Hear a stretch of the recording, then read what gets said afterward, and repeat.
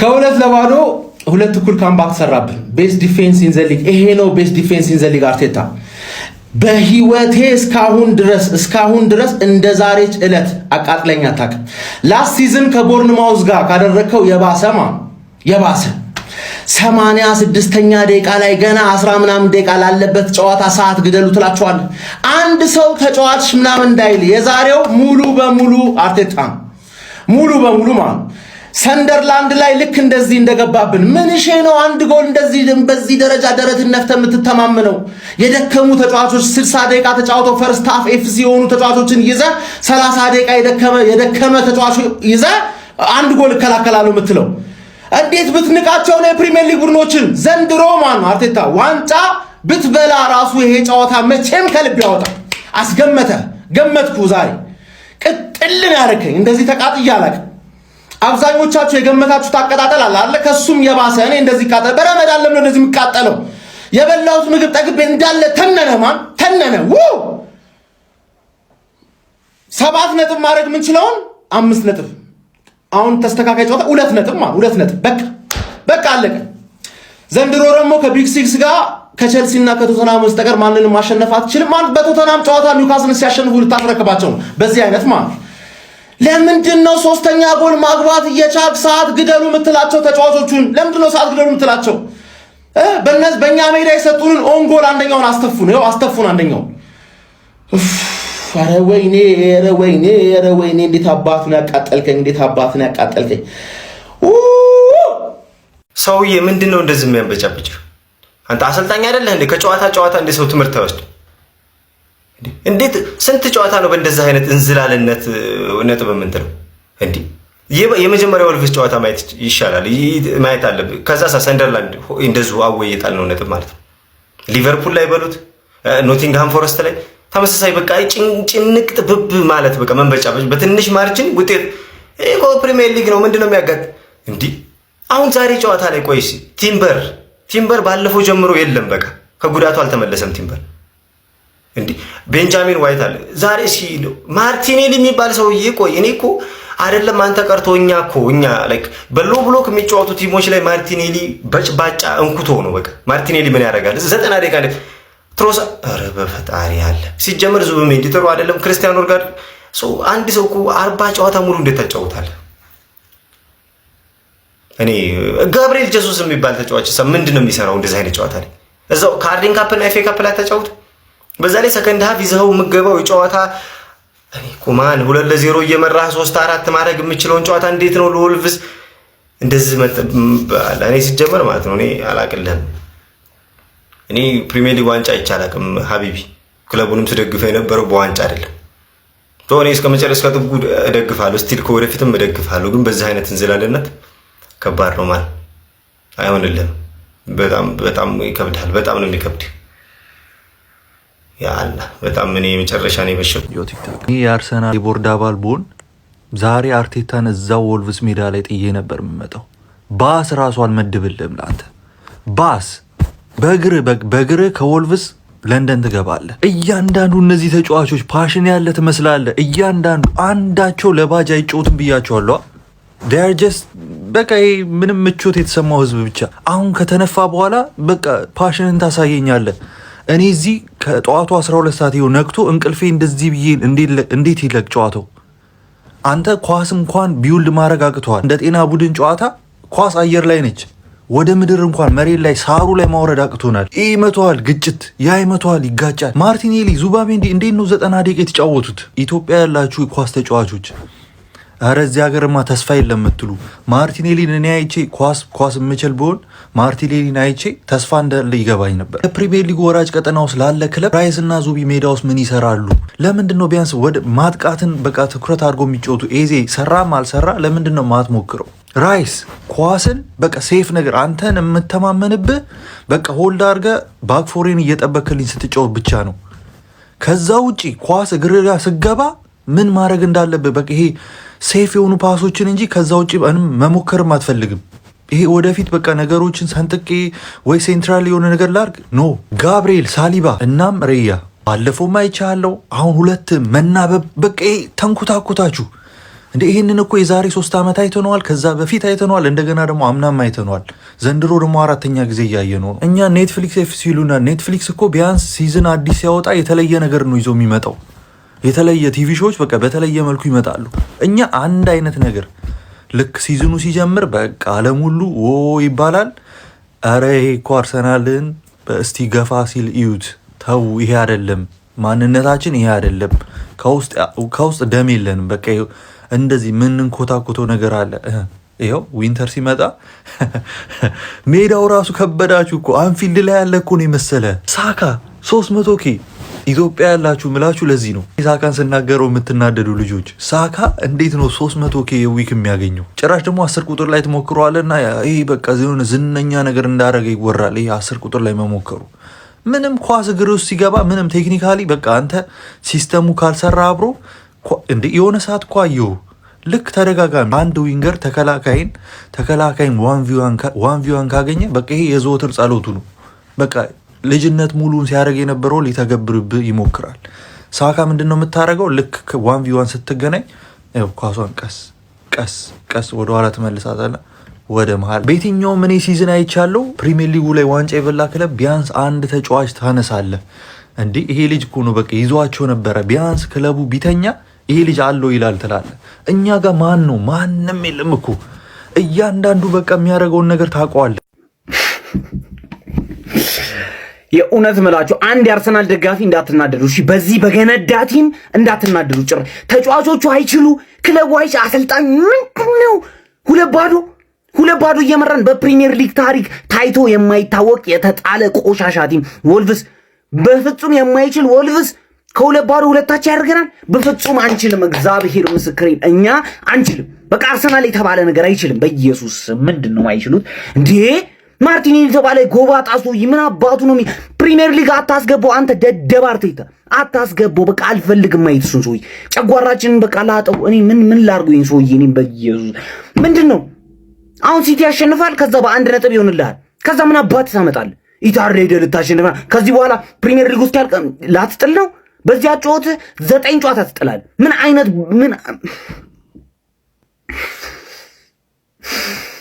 የአርሰናል ደጋፊ ሆይ ከምን ጊዜውም በላይ ከቡድን ጎን ልትቆም የሚገባበት ሰዓት ይሄኛው። የአርሰናል ደጋፊ ሆይ ከምን ጊዜውም በላይ ለጤናህ የምታስብ ከሆነ ተስፋ ቁረጣው። ያለበለዚያ ኤክስፒሪየንስ አድርገህ ማታውቀው በሽታ እንዳለ ተደማምሮ ይደፋል። at the end of the season ሞተ ነው የምታገኘው ራስህን። 2026 ከገባ አርቴታ የሚባል በሽታ እያንዘፈዘፈን ይገኛል። ተስፋ ቁረጥ። ይህንን የበከተውን የቀረናውን በፕሪሚየር ሊግ ታሪክ ታይቶ የማይታወቀውን ግም ክለብ ወልቭስን ማሸነፍ ካቃተ ፕሬሸሩ ከፍተኛ የሚሆንበት ጨዋታ ላይ ከቶተናም ከቼልሲ ከዛ ከሲቲ ጋር ደግሞ ምን ልትሆን እንደምትችል ከግምት በማስገባት ተስፋ ቁረጥ ብራዘር። እኔ ወንድምኔ ልምከር፣ ተስፋ ቁረጡ በቃ። as an Arsenal fan it's always the hope that kills you። ሁልጊዜ ተስፋ የምናደርገው ነገር ነው እንደዚህ እየሸረሸረን ጨጓራችንን ከአመት አመት የኔውን ጨጓራችን ነው የምታክለው። በቃ አልቃ ተስፋ ቁረጡ። ባይዘዌ አላዛር አስገዶም ሰሞኑን ደጋግሞ አንድ ቁጥራዊ መረጃ እያነሳ ነበረ። አርሰናል ሁሌም ከሜዳ ውጪ በሚያደርጋቸው ጨዋታዎች በፕሪሚየር ሊጉ ማለት ነው ወይ ነጥብ ጥሏል፣ ካልሆነ ደግሞ አንድ ጎል ብቻ አይደለም ላይክ የሚያሸንፍበት ማርጂን በአንድ ጎል ማርጂን ነው። እና ዛሬም የተፈጠረው ይሄ ነው። ወልቭስ ላይ ገባችኋ? በጣም አንድ ባዶ አርገን ማለት ነው አንድ ባዶ መርተን በ4 ደቂቃ ምንም ፍላጎት ምንም የማግባት ጎል ሌላ ጎል የመጨመር ምንም አይነት ፍላጎት የለንም። ምንም ጨዋታውን ፈርስት ሃፍ መግደል እንችል ነበር። 4 ደቂቃ ነው ላይክ 5-6 ደቂቃ ላይ መግደል እንችል ነበር። ሁሌም የአርሰናል ማጥቃት ሁሌም ተመሳሳይ ሁሌም ይውላችሁ ሳካን ሴንትራል ቦታ ላይ ሲያጨውተው አንድ ያሰብኩት ነገር አርሰናል ማጥቃቱን በሳካ በኩል ያደርጋል ብዬ ነበር ያሰብኩት። መሀል ለመሀል በሳካ ማጥቃት ይጀምራል ብዬ ነበር ያሰብኩት። ግን እያንዳንዱን ኳስ ማለት ነው እያንዳንዱ የሚመጣ ኳስ ወደ ማርቲኔሊ ነው የሚሄደው፣ ወደ ማዱዌኬ ነው የሚሄደው። እያንዳንዱን ኳስ የትኛውም ተጫዋች ስፔሻሊ ፉልባኮቹ ለማርቲኔሊና ለማዱዌኬ ከመስጠታቸው በፊት ሴንትራል ቦታ ላይ ላለ ሰው እንዲሰጡ የተከለከሉ ነው የሚመስለው። ዛሬ ካያችሁ አርሰናልን ሰሞኑን አይደለም በቃ ባለፉት 6 ዓመታት አርሰናልን ካያችሁ ይህንን ነገር ትረዳላችሁ። እያንዳንዱ ኳስ ወደ ዊንግ ነው የሚወጣው፣ እያንዳንዱ ኳስ። ከዛስ ተጫዋቹ ስፔስ ካገኘ ወደ መሃል ወደ ሳጥን ለመግባት ይሞክራል፣ ካልሆነ ክሮስ ያደርጋል። የአርሰናል ማጥቃት ይሄና ይሄ ብቻ ነው። ጎሉን የሚያገባ ነው በክሮስ ነው። እሱም ጎል የገባው ተመልሶ ከዛ ወደ ራይስ የመጣን ኳስ ነው። መጀመሪያ ለማርቲኔሊ የደረሰ ኳስ ነው። ሲቀጥል በሁለት ዴም ምን የገባ ነው ገባ 28 ቁጥር ላይ የለንም። 28 ቁጥር ይዘንም ግን ይሄንን ጨዋታ አንጮትም። 28 ቁጥር ስላለን ነው ሁሌም ወደ ዛሬ እግዚአብሔርን እንዴት ውስጤ ማለት ነው እንዴት ልክ እንዳልሆነ እኔ ነኝ ማቆም ላይክ ሐሳቤን ኦርጋናይዝ አድርጌ ለማውራት እንዴት የታገልኩ ብቻ ላይክ ሳካን መሀል ላይ ሳየው ኳስ ወደ ዊንግ ከመውጣቱ በፊት ኳስ ወደ መሀል ወደ ሳካ ይሄዳል። ከዛ ሳካ የሚያደርገውን አድርጎ ወይ ለዊንገሩ ወይ ለአጥቂው ይሰጣል ብዬ ነበር ያሰብኩት። እንደዛ አንጮትም መቼም፣ እንደዛ አንጮትም መቼም።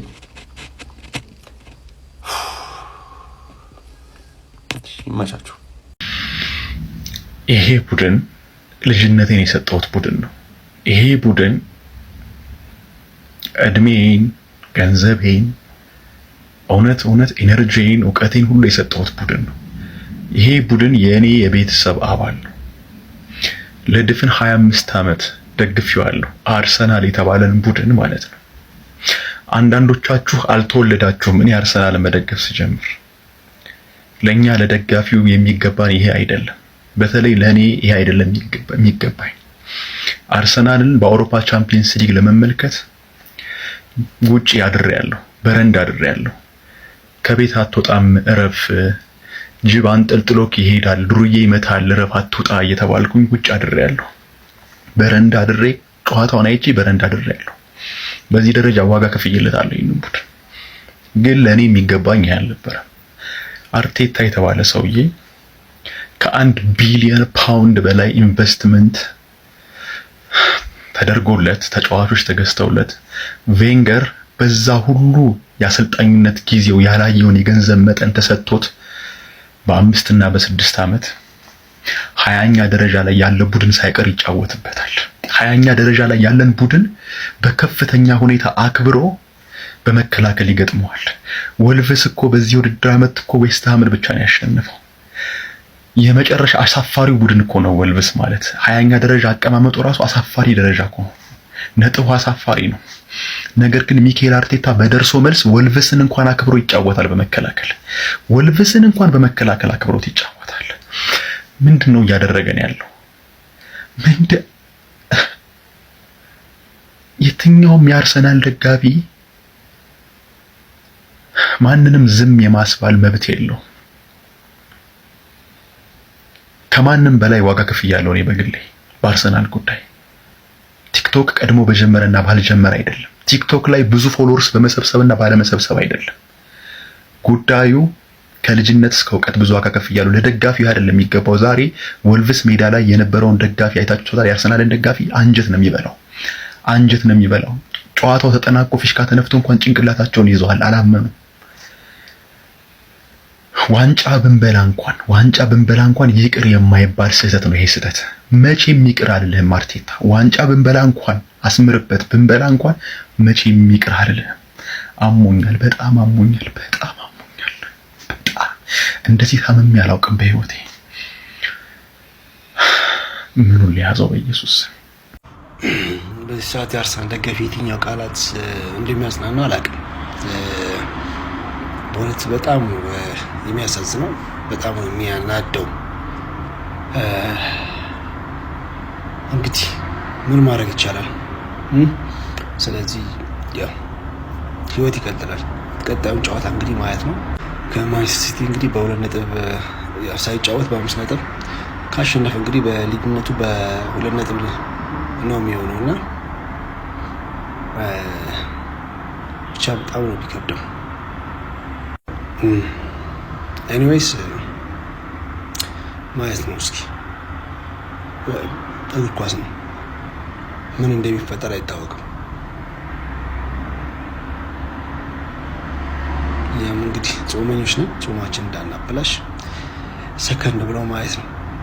I am pretty sure Mikel Arteta is not the manager of Arsenal. He is still assistant coach of Pep Guardiola. ዓለም እንዲሰማኝ ነው እኔ በእንግሊዘኛ ማወራው እንጂ ኖርማሊ እኔ ለመራቀቅ አይደለም። አስረግጬንም ነግረ እምነቴ ይሄ ነው፣ ምንም አይቀየርም ብያለሁ።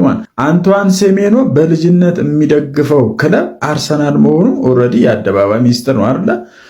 ክረምት ላይ በነፃ ቦርንማውዞች እንደሚለቁት እየታወቀ ጥር ላይ በርካሽ ዋጋ ይህን የመሰለ ተጫዋች ማምጣት እንደሚቻል እኮ ዓለም የሚያውቀው ነገር ነው። ገብቶሃል አይደል? ማንቸስተር ሲቲ እጅግ በጣም ምርጥ የተዋጣለት ዶርጎ አለ።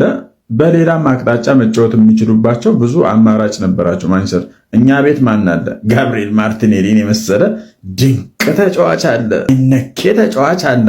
ጋብሪኤል ማርቲኔሊ ማለት እኮ ሊጉ ሲጀመር ፌል አድርጎ ቶታሊ እኛም ደጋፊዎች አጠቃላይ የአሰልጣኝ አባላት ራሱ አይን ላፈር ተብሎ ፌል ካደረገ ቆየ። ሊያንድሮ ትሮሳር በጣም የሚገርም ጽድት ያለ ተጫዋች ነው። ለሱ መቼም ቢሆን ክሬዲት ከመስጠት ወደኋላ አይደለም። ነገር ግን ሊያንድሮ ትሮሳር ለአራት ዋንጫ የሚሆን ተጫዋች ነው ወይ? ከእድሜም ከድካም በቃ ይታወቃል። እሱ እየተቀየረ የ30 ደቂቃ የ40 ተጫዋች ማክሲመም የምናውቀው ነገር ነው። አንቷን ሴሜኖን ጥር ላይ ማምጣት የሚቻልበት ሰፊ ዕድል እየተባለ ጭራሽ ከማንቸስተር ሲቲ ጋር እንኳን ምክንያቱም ቅድም እንደነገርኳችሁ ብቻ አቻ ወጣና ያው ፋብሪሲዮ ሮማኖ እንደፖስተው የጨዋታው ዋና ማስተርፒስ ሚኬል አርቴታ በጣም ነው የምትችለው፣ በጣም ነው የምትችለው። እስካሁን ሲወራብህ የነበረው ነገር ድክመቶችማ እንዳለ እውነት ናቸው። በዚህ ጨዋታ ያረጋገጥከው እውነት ናቸው። ገባህ አይደለ? ውልቭዝን ፈራኸው። ፈሪ ነበር ያልኩህ እኔ። ጠንቃቃ ነበር የምትመስለኝ፣ ጠንቃቃ። ገባህ አይደለ? ግን ፈሪ ነህ። ይሄኛው ጨዋታ ላይ እንዳሳየው በጣም ፍርሃት ነው። ውልቭዝን ፈራኸው። ከቦክስ ውጪ ማስመታቱ እንዳለ ይሁን አይደለ? 2-1 ነው። ለምን 3-1 ለማድረግ አትሞክርም? ኳሱን እኮ አንተ ነበር ስትሰጣቸው የነበረው 30 ደቂቃ ሙሉ። ግልጽ ነበረ እንደሚያገቡብን። እኔ ላይቭ ላይ ጌሙ እኮ ገና 92ኛ ደቂቃ እያለ ሳይገባብን ቪዲዮ ሰርቻለሁ እንደሚገባብን አውቄማ። ገባህ አይደለ? እኔ እዚህ ያለሁት ስለ ኳስ ምንም እውቀት የሌለኝ ኢትዮጵያዊ ምን እንደሚፈጠር ባጫወትህ እስካሁን ድረስ ካየኋቸው እንደ ሰንደርላንድ እና እንደምን አይነት ቡድኖች ካምባክ ባደረጉበት መንገድ ካምባክ እንደሚደረግብህ እኔ ከታየኝ እንዴት አንተ አይታየም?